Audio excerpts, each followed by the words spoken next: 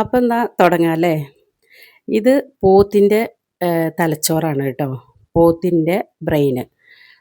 നല്ല പോലെ വാഷ് ചെയ്തെടുക്കണം.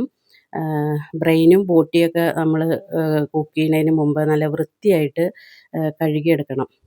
കണ്ടോ? ബ്രെയിനിൻ്റെ ആ ഒരു ഇതിലൊക്കെ നിറയെ ഒരു പാടയുണ്ടാവും. ആ പാട നമ്മളിങ്ങനെ പിച്ചി കളയണം.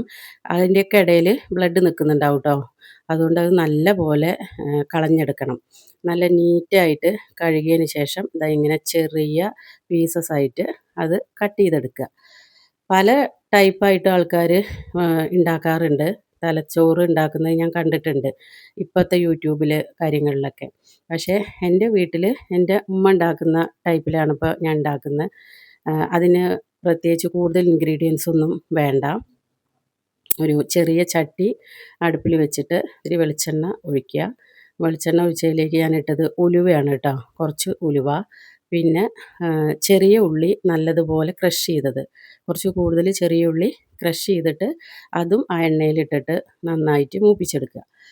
മൂപ്പിച്ചതിന് ശേഷം അതിലേക്ക് ഇടേണ്ടത് പിന്നെ മല്ലിപ്പൊടിയും മഞ്ഞൾ പൊടിയാണ്. ഈ 2 പൊടികളും ഇട്ടതിന് ശേഷം ഇതുപോലെ നന്നായി മിക്സ് ചെയ്ത് ഇളക്കി യോജിപ്പിക്കുക.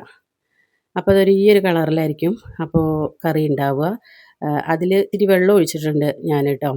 ആ വെള്ളം വറ്റി വരണം. ഇങ്ങനെ നല്ലപോലെ തിളച്ച് മൂടി വെച്ച് വേവിക്കുക. നല്ലപോലെ ഹാഫ് കുക്കായിട്ട് വരുന്ന സമയത്ത് വെള്ളം വറ്റിയിട്ടില്ല കേട്ടോ, വീണ്ടും ഇളക്കുകയാണ്. അപ്പോൾ അത് പകുതി വേവായി വരുന്ന സമയത്ത് കണ്ടോ, കുരുമുളകും ജീരകവും കൂടിയും ക്രഷ് ചെയ്താണത്. കുരുമുളകും ജീരകവും, ചെറിയ ജീരകം രണ്ടും കൂടെ ക്രഷ് ചെയ്ത പൊടി അതുകൂടി ഇതിലേക്ക് ചേർക്കുക.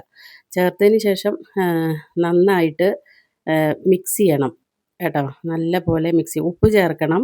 ഉപ്പ് ചേർക്കുന്നത് ഇതിൽ ആഡായിട്ടില്ല. പാകത്തിനുള്ള ഉപ്പ് ചേർക്കണം. ഉപ്പ് ചേർത്ത് മിക്സായി വരുമ്പോൾ ഇതാ കറി ഇതുപോലെ ഉണ്ടാവും.